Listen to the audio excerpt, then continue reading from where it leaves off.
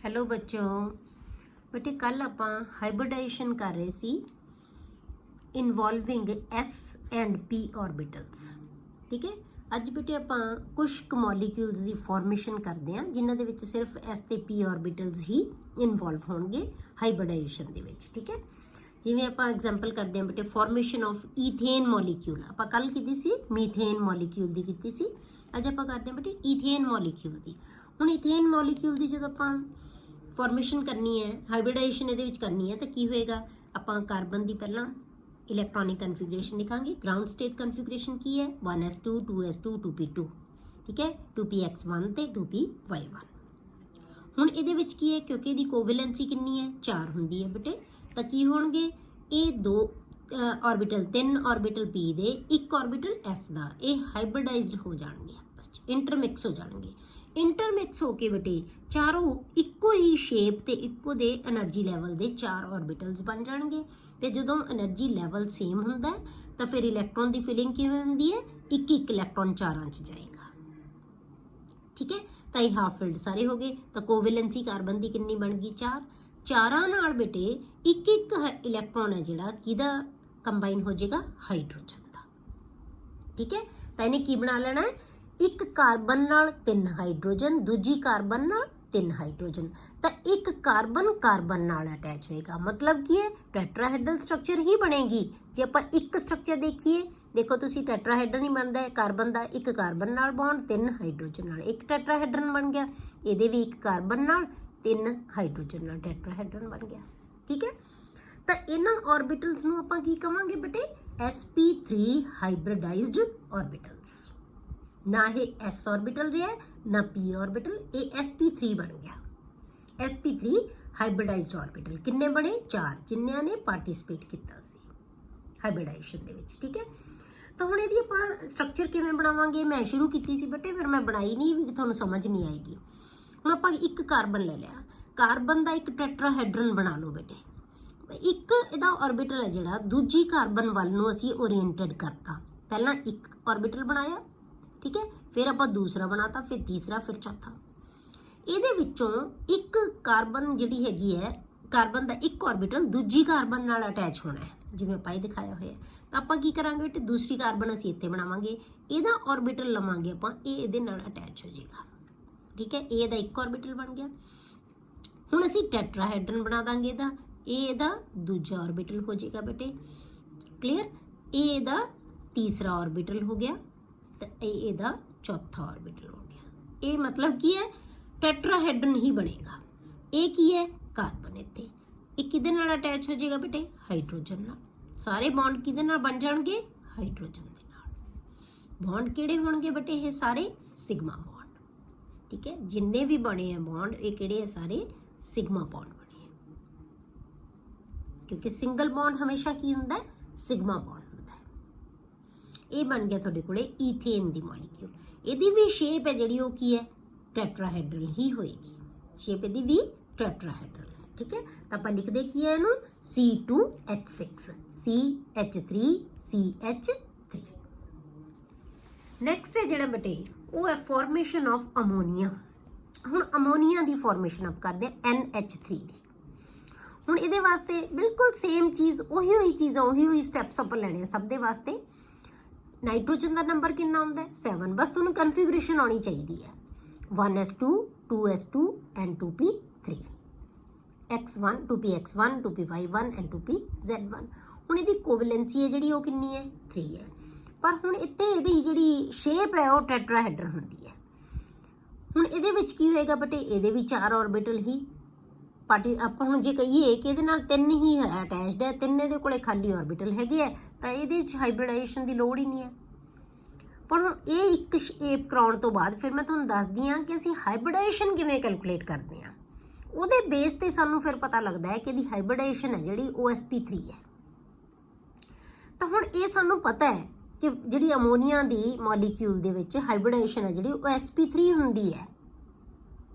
तो आप कैलकुलेट करना, वैसे थोड़ी बुक दे विच तां बेटे सारियां ये शेप्स बनाउण तो बाद sp sp3 sp2 सारियां हाइब्रिडाइजेशन डिस्कस करन तो बाद तुहानूं प्रिडिक्ट करन दा ਫਾਰਮੂਲਾ ਦਿੱਤਾ ਹੋਇਆ ਹੈ, ਪਰ ਮੈਂ ਤੁਹਾਨੂੰ ਪਹਿਲਾਂ ਹੀ ਫਾਰਮੂਲਾ ਦੱਸਾਂਗੀ ਤਾਂ ਕਿ ਤੁਹਾਨੂੰ ਪਤਾ ਲੱਗ ਜਾਵੇ ਬੇਟੇ ਵੀ ਅਸੀਂ ਕਿਉਂ ਇਹਨੂੰ ਫਿਰ ਹਾਈਬ੍ਰਿਡਾਈਜ਼ਡ ਜਿਹੜੀ ਇਹਦੀ ਹਾਈਬ੍ਰਿਡਾਈਜੇਸ਼ਨ ਇਹਦੇ ਵਿੱਚ ਕਰ ਰਹੇ ਹਾਂ, ਕਿਉਂ ਅਸੀਂ ਸ਼ੋ ਕਰ ਰਹੇ ਹਾਂ ਹਾਈਬ੍ਰਿਡਾਈਜੇਸ਼ਨ ਕਿ ਜਦੋਂ ਇਹਦੇ ਕੋਲੇ 3 ਆਰਬਿਟਲ ਹੈਗੇ ਆ ਹਾਫ ਫੀਲਡ, 3 ਹੀ ਇਹਨੂੰ ਚਾਹੀਦੇ ਆ ਬੌਂਡ ਬਣਾਉਣ ਵਾਸਤੇ, ਫਿਰ ਇਹਨੂੰ ਕੀ ਲੋੜ ਹੈ ਹਾਈਬ੍ਰਿਡਾਈਜੇਸ਼ਨ ਦੀ, ਠੀਕ ਹੈ। ਪਰ ਸਾਨੂੰ ਹੁਣ ਤੁਸੀਂ ਇਹ ਮੰਨ ਕੇ ਚੱਲੋ ਕਿ ਇਹਦੀ ਹਾਈਬ੍ਰਿਡਾਈਜੇਸ਼ਨ sp3 ਹੁੰਦੀ ਹੈ, ਇਸ ਕਰਕੇ ਇਹਦਾ ਇੱਕ ਫੀਲਡ ਆਰਬਿਟਲ ਤੇ 3 ਹਾਫ ਫੀਲਡ ਆਰਬਿਟਲ ਚਾਰੋਂ ਹੈ ਜਿਹੜੇ ਉਹ ਇੰਟਰਮਿਕਸ ਹੋ ਜਾਣਗੇ ਤਾਂ sp3 ਹਾਈਬ੍ਰਿਡਾਈਜ਼ਡ ਆਰਬਿਟਲ ਬਣਾ ਲੈਣਗੇ। ਕਿੰਨੇ? 4। ਇਹਨਾਂ ਦਾ ਵੀ એનર્ਜੀ ਲੈਵਲ ਤੁਸੀਂ ਜਿਵੇਂ ਨਾ ਉੱਪਰ ਬਣਾਈ ਸੀ ਆਪਾਂ ਸੇਮ ਲੈਵਲ ਤੇ ਇਕੱਠੇ ਵੀ ਬਣਾ ਸਕਦੇ ਹਾਂ, ਚਾਰੋਂ ਇਕੱਠੇ ਬਣਾ ਦਿਓ ਤਾਂ ਇੱਕ ਆਰਬਿਟਲ ਦੇ ਵਿੱਚ ਬੇਟੇ 2 ਹੀ ਇਲੈਕਟ੍ਰੋਨ ਰਹਿਣਗੇ ਕਿਉਂਕਿ ਸਾਡੇ ਕੋਲ ਹੋਰ ਤਾਂ ਖਾਲੀ ਆਰਬਿਟਲ ਹੈ ਹੀ ਨਹੀਂ, ਇੱਕ ਬਾਕੀ 3 ਦੇ ਵਿੱਚ 3 ਕਿਉਂਕਿ ਚਾਰੋਂ ਇਕੱਠੇ ਹੈ, ਇਹ ਚਾਰਾਂ ਦੇ ਵਿੱਚ ਪਹਿਲਾਂ ਇੱਕ ਇਲੈਕਟ੍ਰੋਨ ਜਾਏਗਾ, ਫਿਰ ਪੇਅਰਿੰਗ ਪਹਿਲੇ ਤੋਂ ਸਟਾਰਟ ਹੋਏਗੀ। ਪਹਿਲਾਂ ਇਹਦੇ ਵਿੱਚ ਕਿੰਨੇ ਹੁਣ ਇਹ 2s ਨਹੀਂ ਰਿਹਾ, ਇਹ ਹਾਈਬ੍ਰਿਡ ਆਰਬਿਟਲ ਹੀ ਹੈ। ਚਾਰਾਂ ਆਰਬਿਟਲਸ ਦੇ ਇੱਕੋ ਜਿਹੇ ਚਾਰੇ ਆਰਬਿਟਲ, ਇੱਕ ਦੇ ਵਿੱਚ ਪੇਅਰ ਅਪ ਹੋ ਗਿਆ ਇਲੈਕਟ੍ਰੋਨ, ਬਾਕੀ ਕੀ ਹੈ? ਅਨਪੇਅਰਡ। ਹੁਣ ਇਹ ਸਟਰਕਚਰ ਕਿਵੇਂ ਬਣਾਉਂਦਾ ਬੇਟੇ? ਸਾਨੂੰ ਪਤਾ ਹੈ ਕਿ ਜੇ sp3 ਹਾਈਬ੍ਰਿਡਾਈਜੇਸ਼ਨ ਹੈ ਤਾਂ ਫਿਰ ਟੈਟਰਾਹੈਡਰਨ ਹੀ ਹੋਏਗੀ, ਟੈਟਰਾਹੈਡਰਲ ਹੀ ਇਹਦੀ ਸਟਰਕਚਰ ਹੋਣੀ ਚਾਹੀਦੀ ਹੈ ਤਾਂ ਆਪਾਂ ਟੈਟਰਾਹੈਡਰਨ ਹੀ ਬਣਾਵਾਂਗੇ। ਚਾਰੋਂ ਆਰਬਿਟਲ ਇੱਕ ਟੈਟਰਾਹੈਡਰਨ ਦੇ ਵਿੱਚ ਬਣਾ ਦਿਓ, ਇੱਕ ਆਰਬਿਟਲ, ਦੂਸਰਾ ਆਰਬਿਟਲ, ਤੀਸਰਾ ਆਰਬਿਟਲ, ਚੌਥਾ ਆਰਬਿਟਲ। ਟੈਟਰਾਹੈਡਰਨ 'ਚ ਜਿਵੇਂ ਬਣਾਉਂਦੇ ਆ ਇੱਕ ਟੈਟਰਾਹੈਡਰਨ ਦੇ ਵਿੱਚ 4 ਆਰਬਿਟਲ ਬਣਾ ਦਿਓ। ਪਰ ਬੇਟੇ ਜਿਹੜਾ ਇੱਕ ਆਰਬਿਟਲ ਹੈ ਨਾ ਉਹ ਤਾਂ ਕਿਸੇ ਨਾਲ ਸ਼ੇਅਰ ਹੀ ਨਹੀਂ ਕਰ ਸਕਦਾ ਕਿਉਂਕਿ ਉਹ ਤਾਂ ਫੀਲਡ ਹੈ, ਤਾਂ ਉਹਨੂੰ ਆਪਾਂ ਕੀ ਕਰਾਂਗੇ? 2 ਇਲੈਕਟ੍ਰੋਨ ਦਿਖਾ ਦਾਂਗੇ। ਇਹ ਕੀ ਬਣ ਗਿਆ? Lone pair of electron.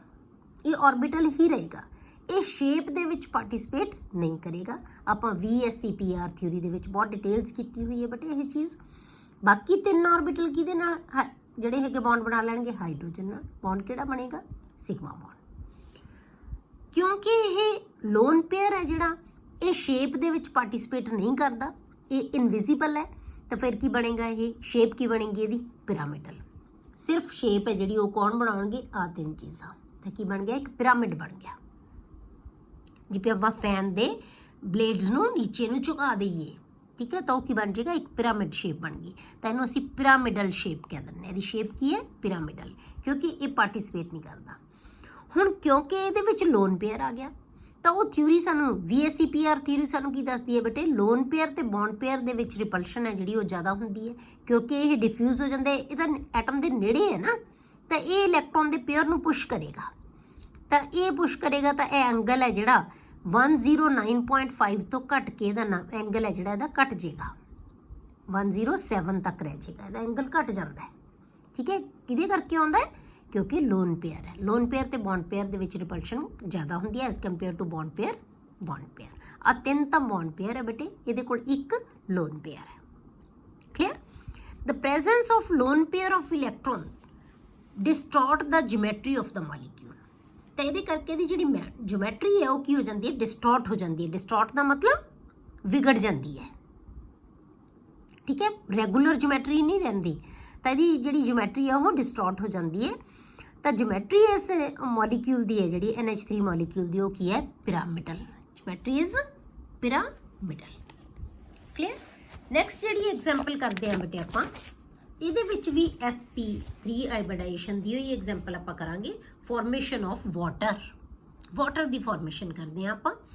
Water ਦੇ ਵਿੱਚ ਆਕਸੀਜਨ ਸੈਂਟਰਲ ਐਟਮ ਹੈ, ਉਹਦਾ ਨੰਬਰ 8 ਹੈ। ਇਹਦੀ ਕਨਫੀਗਰੇਸ਼ਨ ਲਿਖ ਲਓ 1s2 2s2 2p4 2p, ਇਹਦੇ ਵਿੱਚ x2 2py 1 ਐਂਡ 2pz 1। ਇਹ ਗਰਾਊਂਡ ਸਟੇਟ ਕਨਫੀਗਰੇਸ਼ਨ ਹੈ। ਜਦੋਂ ਫਿਰ ਕਿਉਂਕਿ ਇਹਦੀ ਹਾਈਬ੍ਰਿਡਾਈਜੇਸ਼ਨ sp3 ਹੈ ਤਾਂ ਫਿਰ ਇੱਕ s ਤੇ 3p ਦੇ ਆਰਬਿਟਲ ਹੈ ਜਿਹੜੇ ਆਪਸ ਦੇ ਵਿੱਚ ਇੰਟਰਮਿਕਸ ਹੋ ਜਾਣਗੇ। ਇੰਟਰਮਿਕਸ ਹੋਣ ਤੋਂ ਬਾਅਦ ਸਾਰੇ ਆਰਬਿਟਲ ਇੱਕੋ ਜਿਹੀ ਸ਼ੇਪ ਦੇ ਤੇ ਇੱਕੋ એનર્ਜੀ ਦੇ ਬਣ ਜਾਣਗੇ, ਚਾਰੋਂ ਆਰਬਿਟਲ। ਹੁਣ ਚਾਰਾਂ ਦੇ ਵਿੱਚ ਕਿੰਨੇ ਇਲੈਕਟ੍ਰੋਨ ਫਿਲ ਕਰਨੇ ਬੇਟੇ? ਅਸੀਂ 6 ਇਲੈਕਟ੍ਰੋਨਸ। ਤਾਂ ਕੀ ਆਏਗਾ? 1 2 3 4 5 ਐਂਡ 6। ਫਿਰ ਪੇਅਰਿੰਗ ਸਟਾਰਟ ਹੋ ਜਾਏਗੀ। ਠੀਕ ਹੈ, ਕੰਪਲੀਟ ਕਰ ਦਿਓ।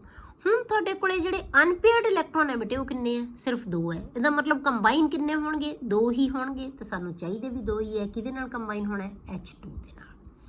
ਫਿਰ ਟੈਟਰਾਹੈਡਰਨ ਹੀ ਬਣਾਵਾਂਗੇ ਅਸੀਂ ਸ਼ੇਪ। sp3 ਦਾ ਮਤਲਬ ਹੀ ਟੈਟਰਾਹੈਡਰਲ ਹੈ, ਤਾਂ ਟੈਟਰਾਹੈਡਰਲ ਹੀ ਸ਼ੇਪ ਫਿਰ ਬਣੇਗੀ, ਜਿਓਮੈਟਰੀ ਬਣੇਗੀ। ਠੀਕ ਹੈ, ਮਤਲਬ ਕਿ ਇਲੈਕਟ੍ਰੋਨ ਪੇਅਰਸ ਇੱਕ ਦੂਜੇ ਨੂੰ ਕਿਵੇਂ ਸੈੱਟ ਕਰ ਲੈਣਗੇ? ਇੱਕ ਟੈਟਰਾਹੈਡਰਨ ਦੇ ਵਿੱਚ। ਪਰ ਇਹਦੇ ਵਿੱਚੋਂ ਜਿਹੜੇ इलैक्ट्रॉन है ना दो है ਜਿਹੜੇ ਉਹ ਕੀ ਹੈ ਲੋਨ पेयर, क्योंकि ਇਹ ਤਾਂ पेयर ऑफ इलैक्ट्रॉन ही है दोनों ਦੇ ਵਿੱਚ। ਇਹ ਤਾਂ मतलब पूरा ऑर्बिटल है ਜਿਹਦੇ 'ਚ 2 ਇਲੈਕਟ੍ਰੋਨ ਆ ਸਕਦੇ ਆ, मतलब ਦੂਜੇ ਹੋਰ ਕਿਸੇ ਨਾਲ ਤਾਂ ਇਹ ਸ਼ੇਅਰ ਕਰ ਹੀ ਨਹੀਂ ਸਕਦੇ। ਜੇ ਤਾਂ ਇੱਕ ਇਲੈਕਟ੍ਰੋਨ ਹੁੰਦਾ ਫਿਰ ਤਾਂ ਦੂਜੇ ਨਾਲ ਸ਼ੇਅਰ ਕਰਦਾ, ਪਰ ਹੁਣ ਇਹਦੇ ਕੀ ਹੈ ਦੋਨੋਂ ਇਲੈਕਟ੍ਰੋਨ ਆਪਣੇ ਕੋਲ ਪੂਰਾ ऑर्बिटल फिल्ड है ਇਹ।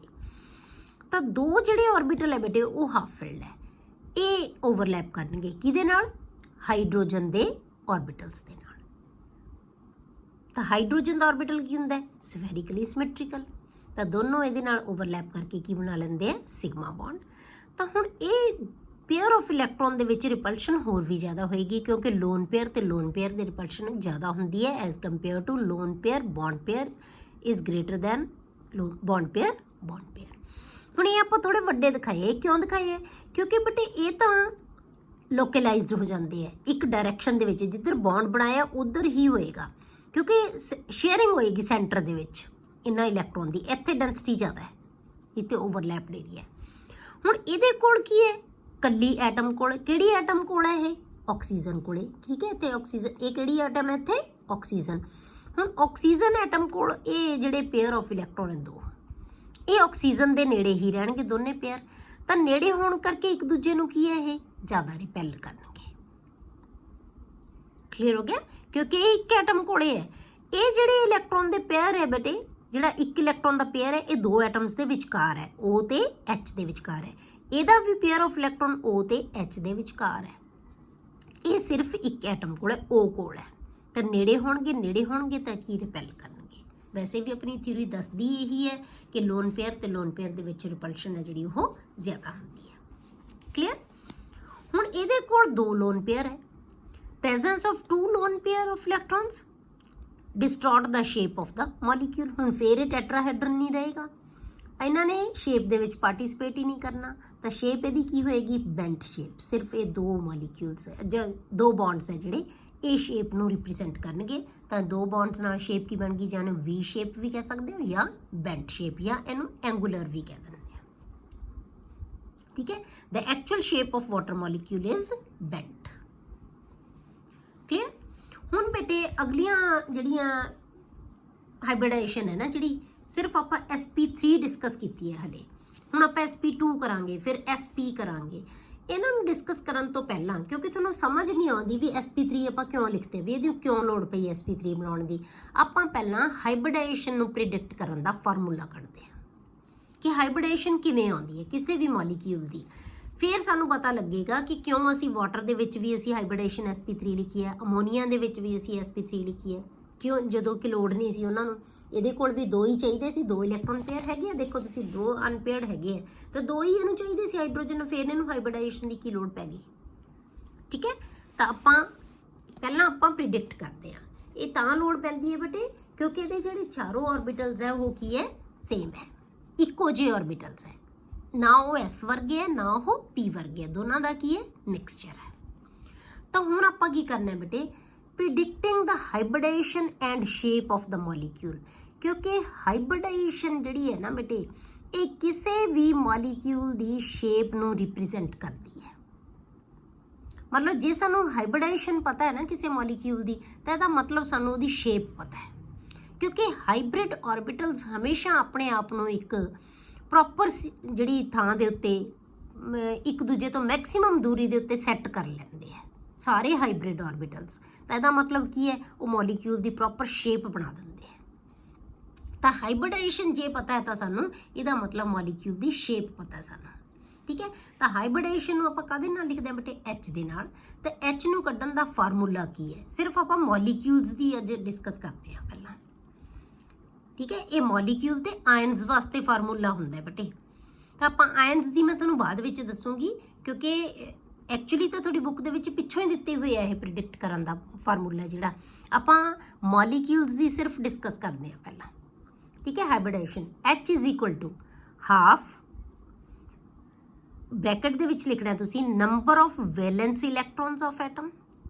ਜਿਹੜੀ ਵੀ ਐਟਮ ਦੀ ਤੁਸੀਂ ਹਾਈਬ੍ਰਿਡਾਈਜੇਸ਼ਨ ਕੈਲਕੂਲੇਟ ਕਰਨੀ ਹੈ ਉਹਦੇ valence electrons plus number of monovalent atoms surrounding ਦਾ ਐਟਮ। ਜਿਹੜੀ ਐਟਮ ਦੀ ਹਾਈਬ੍ਰਿਡਾਈਜੇਸ਼ਨ ਕਰਨੀ ਹੈ ਉਹਨੂੰ ਕਿੰਨੀਆਂ ਐਟਮਸ ਮੋਨੋਵੈਲੈਂਟ ਦਾ ਮਤਲਬ ਇੱਕ ਵੈਲੈਂਸੀ ਵਾਲੀਆਂ ਐਟਮਸ ਕਿੰਨੀਆਂ ਉਹਨੂੰ ਸਰਾਊਂਡ ਕਰ ਰਹੀਆਂ ਬੇਟੇ, ਉਹ ਕੀ ਹੋਏਗੀ ਇਹਦੀ ਹਾਈਬ੍ਰਿਡਾਈਜੇਸ਼ਨ। ਠੀਕ ਹੈ, ਉਹਨਾਂ ਦੋਨਾਂ ਨੂੰ ਸਮ ਕਰਕੇ ਉਹਦਾ ਹਾਫ ਕਰ ਦਿਓ। ਮਤਲਬ ਕੀ ਹੈ, ਵੈਲੈਂਸ ਇਲੈਕਟ੍ਰੋਨ ਲੈ ਲਓ ਸਪੀਸ਼ੀਜ਼ ਦੇ, ਮੋਨੋਵੈਲੈਂਟ ਸਪੀਸ਼ੀਜ਼ ਲੈ ਲਓ ਜਿਹੜੀਆਂ ਉਹਦੇ ਨਾਲ ਅਰਾਊਂਡ ਹੈ, ਜਿਨ੍ਹਾਂ ਨੇ ਉਹਨੂੰ ਸਰਾਊਂਡ ਕੀਤਾ ਹੋਇਆ, ਦੋਨਾਂ ਦਾ ਸਮ ਕਰਕੇ ਉਹਦਾ ਹਾਫ ਕਰ ਦਿਓ। ਉਹ ਕੀ ਆ ਜਾਏਗਾ, ਐਚ ਆ ਜਾਏਗਾ। ਹੁਣ ਜਿੰਨਾ ਐਚ ਆ ਜਾਏਗਾ ਤੁਹਾਡੇ ਕੋਲੇ, ਉਹਦੀ ਵੈਲਿਊ ਹੈ ਜਿਹੜੀ, ਉਹਦੇ ਅਕੋਰਡਿੰਗ ਆਪਾਂ ਹਾਈਬ੍ਰਿਡਾਈਜੇਸ਼ਨ ਦੱਸਾਂਗੇ ਕੀ ਹੋਏਗੀ। ਜੇ ਹਾਈਬ੍ਰਿਡਾਈਜੇਸ਼ਨ ਪਤਾ ਲੱਗ ਗਈ ਤਾਂ ਸਾਨੂੰ ਸ਼ੇਪ ਵੀ ਪਤਾ ਲੱਗ ਜਾਏਗੀ। ਕਲੀਅਰ।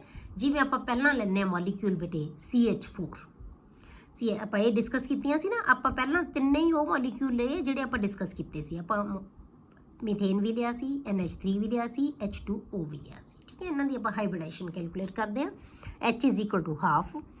ਕਾਰਬਨ ਦੇ ਵੈਲੈਂਸ ਸ਼ੈਲ 'ਚ ਇਲੈਕਟ੍ਰੋਨ ਕਿੰਨੇ ਹੁੰਦੇ ਆ ਬੇਟੇ, 4, ਕਿਉਂਕਿ ਆਪਾਂ ਨੂੰ ਪਤਾ ਹੈ ਕਾਰਬਨ ਦੀ ਕੀ ਹੈ, 1s2 2s2 into p2।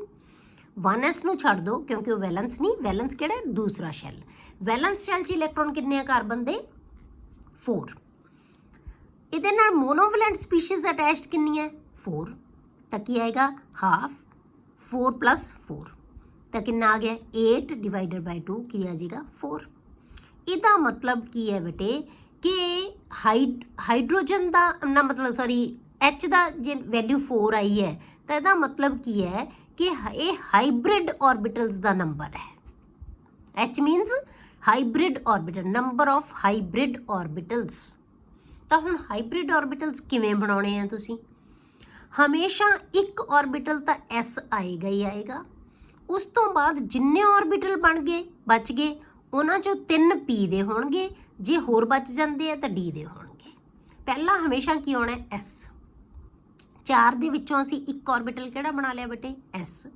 ਕਿੰਨੇ ਬਚ ਗਏ, 3, ਤਾਂ P ਦੇ 3 ਹੋ ਸਕਦੇ ਆ ਕਿਉਂਕਿ P ਦੇ ਆਰਬਿਟਲ ਟੋਟਲ ਕਿੰਨੇ ਹੁੰਦੇ ਬੇਟੇ, 3 ਹੁੰਦੇ ਆ। S ਦਾ ਇੱਕੋ ਹੀ ਆਰਬਿਟਲ ਹੁੰਦਾ ਤੇ P ਦੇ 3 ਹੁੰਦੇ ਆ। ਤਾਂ ਜੇ ਟੋਟਲ 4 ਹੈ ਤਾਂ ਕੀ ਹੋਊਗਾ, sp3। ਇਹ sp3 ਹਾਈਬ੍ਰਿਡ ਆਰਬਿਟਲਸ ਹੈ। ਹੁਣ ਇਹ ਨਹੀਂ ਕਿ S ਦਾ ਇੱਕ ਤੇ 3 P ਦੇ ਆਰਬਿਟਲ ਹੈ, ਇਹ ਸਾਰੇ ਹੀ ਆਰਬਿਟਲ ਚਾਰੋਂ ਦੇ ਚਾਰੋਂ ਕੀ ਹੋਣਗੇ, sp3 ਹਾਈਬ੍ਰਿਡ ਆਰਬਿਟਲਸ। ਹਾਈਬ੍ਰਿਡ ਦਾ ਨਾਮ ਹੀ sp3 ਹਾਈਬ੍ਰਿਡ ਆਰਬਿਟਲ ਹੈ। ਠੀਕ ਹੈ, ਤਾਂ 4 ਦਾ ਮਤਲਬ sp3 ਹੁੰਦਾ ਹੈ।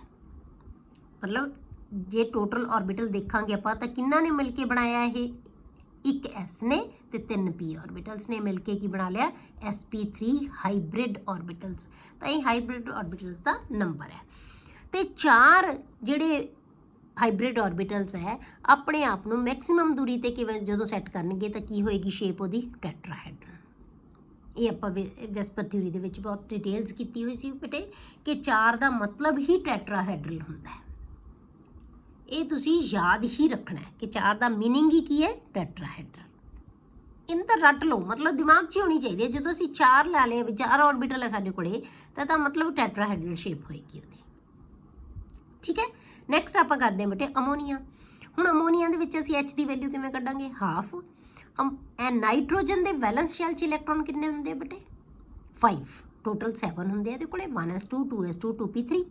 ਤਾਂ ਵੈਲੈਂਸ ਸ਼ੈਲ 'ਚ ਕਿੰਨੇ ਹੈ, 5 ਪਲੱਸ ਇਹਦੇ ਨਾਲ ਨੰਬਰ ਆਫ ਸਪੀਸ਼ੀਜ਼ ਅਟੈਚਡ ਕਿੰਨੀ ਹੈ, 3। 5 + 3 8 ਡਿਵਾਈਡਡ ਬਾਈ 2 ਕਿੰਨਾ ਆ ਗਿਆ, 4। ਫਿਰ ਕੀ ਹੋਏਗਾ, sp3 ਤੇ ਟੈਟਰਾਹੈਡਰਨ। ਉਸ ਤੋਂ ਬਾਅਦ ਆਪਾਂ ਲੈ ਲਿਆ H2O। ਹੁਣ H2O ਦੇ ਵਿੱਚ ਬੇਟੇ ਹਾਈਬ੍ਰਿਡਾਈਜੇਸ਼ਨ ਆਪਾਂ ਕੱਢਣੀ ਹੈ। ਇਹ ਹਾਈਬ੍ਰਿਡਾਈਜੇਸ਼ਨ ਕੀ ਹੋਏਗੀ, O ਦੀ। ਠੀਕ ਹੈ, ਜਿਹੜੀ ਸੈਂਟਰਲ ਐਟਮ ਹੈ ਉਹਦੀ ਅਸੀਂ ਹਾਈਬ੍ਰਿਡਾਈਜੇਸ਼ਨ ਹੈ ਕਿ ਉਹਨੂੰ ਕਿੰਨੀਆਂ ਸਪੀਸ਼ੀਜ਼ ਨੇ ਸਰਾਊਂਡ ਕੀਤਾ ਹੋਇਆ, ਹਾਫ ਇੰਟੂ ਆਕਸੀਜਨ ਦੇ ਵੈਲੈਂਸ ਸ਼ੈਲ 'ਚ ਇਲੈਕਟ੍ਰੋਨ ਕਿੰਨੇ ਆ ਬੇਟੇ, 6, ਕਿਉਂਕਿ ਟੋਟਲ ਕਿੰਨੇ ਹੁੰਦੇ ਆ, 8। 1s 'ਚ 2 ਹੈ, 2s2 2p 4। 2s ਤੇ 2p ਦੇ ਵਿੱਚ ਜਿੰਨੇ ਇਲੈਕਟ੍ਰੋਨ ਆ ਉਹ ਕੀ ਉਹਦੇ ਵੈਲੈਂਸ ਇਲੈਕਟ੍ਰੋਨ ਕਿੰਨੇ ਹੁੰਦੇ ਆ, 6 ਪਲੱਸ ਇਹਨੂੰ ਸਰਾਊਂਡ ਕਿੰਨੀ ਐਟਮਸ ਨੇ ਕੀਤਾ ਹੋਇਆ ਬੇਟੇ, 2 ਨੇ, ਪਲੱਸ 2 ਕਰਤਾ ਤਾਂ ਕੀ ਬਣ ਗਿਆ, 8 ਡਿਵਾਈਡਡ ਬਾਈ 2 ਕੀ ਆ ਗਿਆ, 4। ਫਿਰ ਕੀ ਹੋਏਗੀ, sp3। ਹੁਣ ਸਮਝ ਆ ਗਈ ਕਿ ਅਮੋਨੀਆ ਤੇ ਵਾਟਰ ਦੋਨਾਂ ਦੇ ਵਿੱਚ ਅਸੀਂ ਕਿਉਂ sp3 ਹਾਈਬ੍ਰਿਡਾਈਜੇਸ਼ਨ ਲਈ ਸੀ, ਕਿਉਂਕਿ ਇਹਦੀ ਹਾਈਬ੍ਰਿਡਾਈਜੇਸ਼ਨ ਜਦੋਂ ਅਸੀਂ ਕੈਲਕੂਲੇਟ ਕਰਦੇ ਹਾਂ ਤਾਂ sp3 ਹੀ ਆਉਂਦੀ ਹੈ। ਠੀਕ ਹੈ, ਇਹਦੇ ਵਿੱਚ ਸਾਰੇ ਬੌਂਡ ਪੇਅਰਸ ਹੈ, ਇਹਦੇ ਵਿੱਚ ਇੱਕ ਲੋਨ ਪੇਅਰ ਆ ਗਿਆ, ਇਸ ਕਰਕੇ ਇਹਦੀ ਸ਼ੇਪ ਹੈ ਜਿਹੜੀ ਉਹ ਵਿਗੜ ਜੇਗੀ। ਉਹ ਕੀ ਬਣ ਜੇਗੀ, ਹੁਣ ਜਿਓਮੈਟਰੀ ਤਾਂ ਇਹਦੀ ਟੈਟਰਾਹੈਡਰਲ ਹੋਣੀ ਚਾਹੀਦੀ ਹੈ, ਪਰ ਇਹਦੀ ਸ਼ੇਪ ਹੈ ਜਿਹੜੀ ਉਹ ਕੀ ਬਣ ਗਈ ਇੱਥੇ, ਜਿਹੜੀ ਅਮੋਨੀਆ ਦੇ ਵਿੱਚ ਆਪਾਂ ਲਈ ਸੀ ਉਹ ਸ਼ੇਪ ਕਿਹੜੀ ਸੀ ਬੇਟੇ, ਪਿਰਾਮਿਡਲ। ਠੀਕ ਹੈ, ਸ਼ੇਪ ਕੀ ਆਏਗੀ, ਪਿਰਾਮਿਡਲ। ਉਸ ਤੋਂ ਬਾਅਦ ਆ ਗਿਆ ਵਾਟਰ ਦੇ ਵਿੱਚ ਇਹਦੀ ਜਿਓਮੈਟਰੀ ਤਾਂ ਟੈਟਰਾਹੈਡਰਲ ਹੀ ਰਹੇਗੀ, ਪਰ ਜਿਹੜੀ ਇਹਦੀ ਸ਼ੇਪ ਹੈ ਉਹ ਕੀ ਆ ਗਈ, ਇਹਦੀ ਸ਼ੇਪ ਹੈ ਜਿਹੜੀ ਉਹ ਕੀ ਆਏਗੀ, ਬੈਂਟ। ਠੀਕ ਹੈ, ਬੈਂਟ ਸ਼ੇਪ ਆ ਗਈ ਵਾਟਰ ਦੇ ਵਿੱਚ। ਕਲੀਅਰ। ਉਸ ਤੋਂ ਬਾਅਦ ਬੇਟੇ ਆਪਾਂ ਹੁਣ ਕਰਦੇ ਹਾਂ ਜਿਵੇਂ ਆਪਾਂ ਅਗਲਾ ਮੋਲੀਕਿਊਲ ਲੈ ਲਿਆ BH3। ਹੁਣ ਆਪਾਂ ਇਹਦੀ ਕੈਲਕੂਲੇਟ ਕਰੀਏ ਹਾਈਬ੍ਰਿਡਾਈਜੇਸ਼ਨ BH3 ਦੀ। H is equal to half into B ਦੇ ਵਿੱਚ ਬੋਰੋਨ ਦੇ ਕਿੰਨੇ ਇਲੈਕਟ੍ਰੋਨ ਹੁੰਦੇ ਬੇਟੇ ਵੈਲੈਂਸ ਸ਼ੈਲ 'ਚ, 3, ਕਿਉਂਕਿ ਟੋਟਲ ਨੰਬਰ ਕਿੰਨਾ ਹੁੰਦਾ ਇਹਦਾ 5, 1s2 2s2 ਐਂਡ 2p1, ਤਾਂ ਕਿੰਨੇ ਆ ਗਏ 3 orbital, 3 electrons in the valence shell. Number of species attached ਕਿੰਨੀ ਹੈ ਬੇਟੇ 3, ਤਾਂ ਕੀ ਆ ਗਿਆ 3 + 3 6, 6 ਡਿਵਾਈਡਡ ਬਾਈ 2 3। ਹੁਣ 3 ਆਰਬਿਟਲ ਹੈ ਇਹਦਾ ਮਤਲਬ ਇਹਦੇ ਹਾਈਬ੍ਰਿਡ ਆਰਬਿਟਲਸ ਦਾ ਨੰਬਰ ਕਿੰਨਾ ਹੈ 3 ਹੈ। 3 ਆਰਬਿਟਲਸ ਕਿਵੇਂ ਬਣਨਗੇ, ਇੱਕ ਤਾਂ S ਆਏਗਾ ਹੀ ਆਏਗਾ, ਪਹਿਲਾਂ ਤਾਂ S ਹੀ ਹੋਣਾ ਹੈ, ਬਾਕੀ ਜਿਹੜੇ ਬਚ ਗਏ ਉਹ ਕੀ ਹੈ P ਹੈ, ਤਾਂ ਕੀ ਬਣ ਗਿਆ sp2। ਤਾਂ ਜਦੋਂ ਵੀ ਤੁਹਾਡੇ ਕੋਲੇ ਹਾਈਬ੍ਰਿਡ ਆਰਬਿਟਲਸ ਦਾ ਨੰਬਰ 3 ਆਵੇ ਜਾਂ H ਦੀ ਵੈਲਿਊ 3 ਆਵੇ ਤਾਂ ਇਹਦਾ ਮਤਲਬ sp2 ਹਾਈਬ੍ਰਿਡਾਈਜੇਸ਼ਨ ਹੋਏਗੀ। ਤਾਂ sp2 ਹਾਈਬ੍ਰਿਡਾਈਜੇਸ਼ਨ ਦੇ ਵਿੱਚ ਕਿਉਂਕਿ ਆਰਬਿਟਲ 3 ਹੈ, 3 ਆਰਬਿਟਲ ਇੱਕ ਦੂਜੇ ਨੂੰ ਮੈਕਸਿਮਮ ਦੂਰੀ ਤੇ ਕਿਵੇਂ ਸੈੱਟ ਕਰਨਗੇ ਬੇਟੇ, ਇੱਕ ਟ੍ਰਿਗੋਨਲ ਪਲੈਨਰ ਸ਼ੇਪ ਦੇ ਵਿੱਚ, ਮਤਲਬ ਇੱਕ ਟ੍ਰਾਇੰਗਲ ਬਣਾ ਲੈਣਗੇ ਬਸ। ਤਾਂ 3 ਦਾ ਮਤਲਬ ਟ੍ਰਿਗੋਨਲ ਪਲੈਨਰ ਸ਼ੇਪ।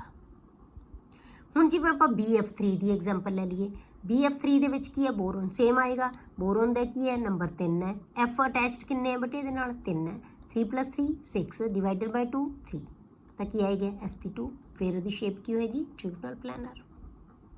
ਇਵੇਂ ਜੇ ਆਪਾਂ BeCl2 ਦੀ ਲੈ ਲਈਏ, BeCl2। ਹੁਣ BeCl2 ਦੀ ਆਪਾਂ ਕੀ ਲਵਾਂਗੇ, Be ਦਾ ਨੰਬਰ ਕਿੰਨਾ ਹੈ ਬੇਟੇ 4 ਹੈ, ਬੈਰੀਲੀਅਮ 4 ਹੈ, ਤਾਂ ਕੀ ਆਏਗਾ H is equal to half into beryllium ਦੇ ਵੈਲੈਂਸ ਸ਼ੈਲ 'ਚ ਇਲੈਕਟ੍ਰੋਨ ਕਿੰਨੇ ਬੇਟੇ 2 ਹੈ, 1s2 2s2। ਠੀਕ ਹੈ, ਤਾਂ ਵੈਲੈਂਸ ਸ਼ੈਲ 'ਚ ਇਲੈਕਟ੍ਰੋਨ ਕਿੰਨੇ 2 ਹੈ, ਪਲੱਸ ਇਹਦੇ ਨਾਲ ਸਪੀਸ਼ੀਜ਼ ਅਟੈਚਡ ਕਿੰਨੀ ਹੈ 2 ਹੈ, 2 + 2 4 ਡਿਵਾਈਡਡ ਬਾਈ 2 2। ਤਾਂ ਇਹਦਾ ਮਤਲਬ ਇਹਦੇ ਕੋਲੇ ਹਾਈਬ੍ਰਿਡ ਆਰਬਿਟਲਸ ਹੈ ਨਾ ਜਿਹੜੇ ਉਹ ਕਿੰਨੇ ਆ, ਸਿਰਫ 2 ਹੈ। ਤਾਂ 2 ਦੇ ਵਿੱਚ ਇੱਕ ਤਾਂ S ਹੋਣਾ ਹੀ ਹੋਣਾ, ਤਾਂ ਇੱਕ ਕੀ ਰਹਿ ਗਿਆ P, ਤਾਂ ਹਾਈਬ੍ਰਿਡਾਈਜੇਸ਼ਨ ਕੀ ਬਣ ਗਈ sp। ਮਤਲਬ H ਦੀ ਵੈਲਿਊ ਕੈਲਕੂਲੇਟ ਕਰ ਲਓ, ਜਿੰਨਾ ਨੰਬਰ ਆਏਗਾ ਉਹਦੇ ਅਕੋਰਡਿੰਗ ਤੁਸੀਂ ਬਣਾ ਦੋਗੇ ਹਾਈਬ੍ਰਿਡਾਈਜੇਸ਼ਨ। ਜੇ 4 ਹੈ ਤਾਂ sp3, ਜੇ 3 ਹੈ ਤਾਂ sp2, ਜੇ 2 ਹੈ ਤਾਂ S ਤੇ P। ਇੱਕ ਮਤਲਬ ਆਰਬਿਟਲ S ਆਉਣਾ ਹੀ ਆਉਣਾ ਹੈ। ਜਿਹੜੇ ਬਾਕੀ ਦੇ ਹੈ ਮੈਕਸਿਮਮ 3 ਅਸੀਂ P ਦੇ ਬਣਾ ਸਕਦੇ ਹਾਂ, ਤਾਂ sp3 ਬਣ ਜਾਏਗਾ। ਹੁਣ ਇਹ 'ਚ ਜਿਵੇਂ 1s ਤੇ 1p, ਇਹ 'ਚ 1s ਤੇ 2p, ਇਹਦੇ 'ਚ 1s ਤੇ 3p। ਤਾਂ ਹੁਣ sp ਦਾ ਮਤਲਬ ਕੀ ਹੈ ਬੇਟੇ, ਕਿ ਜਿਹੜੇ ਆਰਬਿਟਲ ਹੈ ਉਹ ਕੀ ਹੋਣਗੇ, ਉਹਨਾਂ ਦੀ ਸ਼ੇਪ ਹੈ ਜਿਹੜੀ ਉਹ ਕੀ ਹੈ ਲੀਨੀਅਰ ਹੋਏਗੀ। ਕਿਉਂ, ਕਿਉਂਕਿ 2 ਆਰਬਿਟਲਸ ਇੱਕ ਦੂਜੇ ਤੋਂ ਮੈਕਸਿਮਮ ਕਿੱਥੇ ਜਾਣਗੇ, ਇੱਕ ਲਾਈਨ ਦੇ ਵਿੱਚ 180 ਐਂਗਲ ਤੇ। ਠੀਕ ਹੈ, ਤਾਂ BeCl2 ਦੀ ਸ਼ੇਪ ਕੀ ਆ ਜਾਏਗੀ, ਲੀਨੀਅਰ। ਉਸ ਤੋਂ ਬਾਅਦ ਜਿਹੜੀ ਆਪਾਂ ਅਗਲੀ ਐਗਜ਼ਾਮਪਲ ਕਰਦੇ ਹਾਂ ਬੇਟੇ BeF2। BeF2 ਦੀ ਸੇਮ ਆਏਗਾ, ਬੈਰੀਲੀਅਮ ਕੋਲ ਵੈਲੈਂਸ ਇਲੈਕਟ੍ਰੋਨ 2 ਪਲੱਸ ਜਿਹੜੀਆਂ ਸਪੀਸ਼ੀਜ਼ ਅਟੈਚਡ ਕਿੰਨੀ ਹੈ 2 ਡਿਵਾਈਡਡ ਬਾਈ 2 + 2 4 ਡਿਵਾਈਡਡ ਬਾਈ 2 2। ਤਾਂ ਸ਼ੇਪ ਕੀ ਆਏਗੀ ਨਾ, ਹਾਈਬ੍ਰਿਡਾਈਜੇਸ਼ਨ ਕੀ ਆਏਗੀ sp, ਸ਼ੇਪ ਲੀਨੀਅਰ। ਹੁਣ ਆਪਾਂ ਕਰੀਏ PCl5। ਇਸ ਮੋਲੀਕਿਊਲ ਦੇ ਵਿੱਚ ਅਸੀਂ ਜੀ H ਦੀ ਵੈਲਿਊ ਕੱਢਣੀ ਹੈ ਹਾਫ। ਹੁਣ ਫਾਸਫੋਰਸ ਦੇ ਵਿੱਚ ਬੇਟੇ ਵੈਲੈਂਸ ਇਲੈਕਟ੍ਰੋਨ ਕਿੰਨੇ ਆ 5। ਠੀਕ ਹੈ, ਵੈਲੈਂਸ ਇਲੈਕਟ੍ਰੋਨ ਕਿੰਨੇ 5, ਸਪੀਸ਼ੀਜ਼ ਅਟੈਚਡ ਕਿੰਨੀ ਹੈ 5। ਹੁਣ ਇਹ ਤੁਹਾਨੂੰ 5 ਫਾਸਫੋਰਸ ਦੇ ਵਿੱਚ 5 ਇਲੈਕਟ੍ਰੋਨ ਹੈ, ਇਹ ਬੇਟੇ ਪਤਾ ਹੋਣਾ ਚਾਹੀਦਾ ਤੁਹਾਨੂੰ, ਕਨਫਿਗਰੇਸ਼ਨ ਆਉਣੀ ਚਾਹੀਦੀ ਹੈ। ਠੀਕ ਹੈ, ਨੰਬਰ ਕਿੰਨਾ ਹੁੰਦਾ ਇਹਦਾ 15 ਨੰਬਰ ਆਏਗਾ, ਤਾਂ ਵੈਲੈਂਸ ਸ਼ੈਲ 'ਚ ਇਲੈਕਟ੍ਰੋਨ ਕਿੰਨੇ ਆਉਂਦੇ ਆ 5। ਠੀਕ ਹੈ, ਹੁਣ ਉਸ ਤੋਂ ਬਾਅਦ ਜਿਹੜੇ ਸਪੀਸ਼ੀਜ਼ ਅਟੈਚਡ ਕਿੰਨੀ ਹੈ 5 + 5 10 ਡਿਵਾਈਡਡ ਬਾਈ 2 ਕਿੰਨਾ ਆ ਗਿਆ 5। ਹੁਣ ਇਹਦਾ ਮਤਲਬ ਇਹਦੇ ਕੋਲ ਹਾਈਬ੍ਰਿਡ ਆਰਬਿਟਲਸ ਦਾ ਨੰਬਰ ਹੈ ਨਾ ਬੇਟੇ ਜਿਹੜਾ ਉਹ ਕਿੰਨਾ ਹੈ 5 ਹੈ।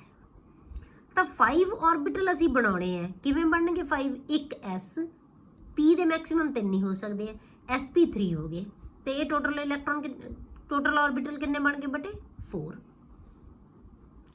ठीक है, एक एस का तो 3 पी दे, पर एक साडे कोले होर हैगा तो की आ जाएगा डी। पी तो बाद की हुंदा बेटे डी हुंदा, तो नाल की ला दांगे आपां डी sp3d। तो हुण जदों 5 ऑर्बिटल एक दूजे नूं बेटे रिपैल करके जिहड़ी शेप बनाउंदे एक दूजे तो मैक्सीमम दूर जाके, तो की बनाउंदे बेटे ट्रिगोनल बाईपिरामिडल। एक प्लेन दे उत्ते एक ट्राइंगल बन जाता, जिवें आपां कापी दे उत्ते एक ट्राइंगल बना दईए, एक अबव द प्लेन ये उपर चीज़ आ जाएगी, एक बिलो द प्लेन चला जाएगा, तो उन्होंने असीं की कहने ट्रिगोनल बाईपिरामिडल। एक ट्राइंगल बनेगा प्लेन दे उत्ते, एक अबव द प्लेन एटम आ जाएगी, एक बिलो द प्लेन हो जाएगी। ठीक है, तो की बन जाएगा ट्रिगोनल बाईपिरामिडल। उस तो बाद आपां लै लईए जी SF6। हुण इहदी वैल्यू कड्ढी है, सल्फर दे विच वैलेंस इलैक्ट्रॉन कितने हुंदे बेटे 6, F अटैच्ड कितने है 4, तो कितना आ गया 6 + 4 10 डिवाइडेड बाय 2 5। फिर ज्योमेट्री की आएगी ना, सॉरी हाइब्रिडाइजेशन की आएगी sp3d। टोटल ऑर्बिटल कितने बन गए हैं 5, एक S 3 P दे ते एक D। तो ट्रिगोनल बाईपिरामिडल शेप। फिर आप ले लीए XEF2, इहदी शेप ले लीए आप XEF2, तो यदि आप हाइब्रिडाइजेशन कैलकुलेट करिए की आएगी हाफ। XE दे विच वैलेंस इलैक्ट्रॉन कितने बेटे, तो की है नोबल गैस है, तो नोबल गैस तो सोचने की लोड़ ही नहीं, वैलेंस चार्ज कितने इलैक्ट्रॉन होंगे 8 होंगे हमेशा नोबल गैसेस दे, तो 8 आ गया। Plus number of atom species कितनियां इनू सराउंड कीतियां हुई 2 ने, 8 + 2 10 डिवाइडेड बाय 2 5। फिर तुहाडे कोले की आएगा sp3d। शेप की होएगी ट्रिगोनल बाईपिरामिडल होनी चाहिए है। बाकी देखांगे आपां कि इहदे च लोन पेयर है कि बॉन्ड पेयर है, कितना बनेगा उहदे अकॉर्डिंग होणगियां जाणगियां। ये रेगूलर ज्योमेट्री की होनी चाहिए है, ज्योमेट्रीज है शेप नहीं। ज्योमेट्री की है जिहड़े ऑर्बिटल एक दूजे तो दूर जाके सैट कर लेंदे अपने आप नूं, इलैक्ट्रॉन दे पेयर्स है जिहड़े। ठीक है, जदों बॉन्ड बनाउणगे उदों शेप बनेगी। हुण आ गए बेटे SF6। SF6 दे विच आपां half, 6 they which S they which number of valence electron 6, attached species 6, 6 + 6 12 divided by 2 6। हुण आपां 6 ऑर्बिटल्स बनाने हैं, मतलब हाइब्रिड ऑर्बिटल्स कितने हैं कोले 6, तो की आएगा एक S का हो गया बेटे, एक S का 3 P दे, तो बाकी कितने बच गए 2 होर चाहिए, तो की आ जाएंगे D2। तो हाइब्रिडाइजेशन की बन गई sp3d2। तो 6 ऑर्बिटल्स एक दूजे नूं बेटे किवें सैट करदे, एक दूजे तो दूर मैक्सीमम जाके की बनाउंदे है एक ऑक्टाहेड्रल। 4 प्लेन दे उत्ते एक एटम अबव द प्लेन ते दूजी या 6 ला लो बिलो द प्लेन। ठीक है, 4 ਜਿਹੜੇ ਹੈਗੇ प्लेन ਦੇ ਉੱਤੇ ਆਉਣਗੇ, ਇੱਕ ਅਬਵ ਦਾ प्लेन ਇੱਕ ਬਿਲੋ ਦਾ प्लेन। ਇਹਨੂੰ ਤੁਸੀਂ ਸਕੁਅਰ ਬਾਈਪਿਰਾਮਿਡਲ ਵੀ ਕਹਿ ਸਕਦੇ ਆ ਜਾਂ ਆਕਟਾਹੈਡਰਲ ਹੀ ਕਹਿੰਦੇ ਆ। ਇਸੇ ਤਰ੍ਹਾਂ ਆਪਾਂ XEF4 ਦੀ ਐਗਜ਼ਾਮਪਲ ਲੈਂਦੇ ਆ। ਹੁਣ ਫਿਰ ਹਾਫ XE ਦੇ ਵਿੱਚ ਇਲੈਕਟ੍ਰੋਨ 8 प्लस अटैच्ड स्पीशीज 4, कितना आ गया 8 + 4 12 डिवाइडेड बाय 2 6 6 फिर की आएंगे sp3d2। तो शेप की आएगी ऑक्टाहेड्रल। रेगुलर शेप ऑक्टाहेड्रल होनी चाहिए है। फिर बाद च देखांगे कि लोन पेयर है कि बॉन्ड पेयर किन्ने आउंदे हैं। पता ही लगता है ना आपां नूं कि बॉन्ड पेयर घट है, बॉन्ड पेयर घट है, टोटल पेयर ज़्यादा है, बॉन्ड पेयर घट है। ਹੁਣ ਤਾਂ ਵੈਸਪਰ ਥਿਊਰੀ ਬਹੁਤ ਪੜ੍ਹੀ ਹੋਈ ਹੈ, ਤੁਹਾਨੂੰ ਦਿਮਾਗ 'ਚ ਆ ਜਾਇਆ ਹੋਏਗਾ। ਇਹਦਾ ਮਤਲਬ ਇਹਦੀ ਰੈਗੂਲਰ ਜਿਓਮੈਟਰੀ ਨਹੀਂ ਰਹੇਗੀ, ਚੇਂਜ ਹੋਏਗੀ, मतलब शेप ही नहीं रहेगी ਇਹਦੀ। फिर आगे बेटे IF7। IF7 का मतलब की है H = 1/2। आई दे सारिया हैलोजन्स दे विच वैलेंस शैल च इलैक्ट्रॉन कितने होंगे बेटे 7। तो की आ गया 7 plus number of species attached 7 7 + 7 14 divided by 2 7। ਹੁਣ ਆਪਾਂ 7 ਇਲੈਕਟ੍ਰੋਨ ਜਿਹੜੇ ਆਰਬਿਟਲ ਬਣਾਉਣੇ ਆ ਹਾਈਬ੍ਰਿਡ ਆਰਬਿਟਲਸ ਕਿੰਨੇ ਬਣਨਗੇ, ਇੱਕ S ਦਾ 3 P ਦੇ, ਇਹ ਤਾਂ 4 ਆਉਣਗੇ ਹੀ ਆਉਣਗੇ, ਜਿੰਨੇ ਬਚ ਗਏ ਨਾਲ D ਲਾ ਦੋ, ਤਾਂ ਕੀ ਬਣ ਗਿਆ sp3d3। 7 ਆਰਬਿਟਲ ਬੇਟੇ ਆਪਦੇ ਆਪ ਨੂੰ ਕਿਵੇਂ ਦੂਰ ਤੇ ਸੈੱਟ ਕਰਦੇ ਆ, ਪੈਂਟਾਗੋਨਲ ਬਾਈ ਪਿਰਾਮਿਡਲ। ਤਾਂ ਕੀ ਹੋਏਗੀ? ਪੈਂਟਾਗੋਨਲ ਬਾਈ ਪਿਰਾਮਿਡਲ ਸ਼ੇਪ ਬਣੇਗੀ।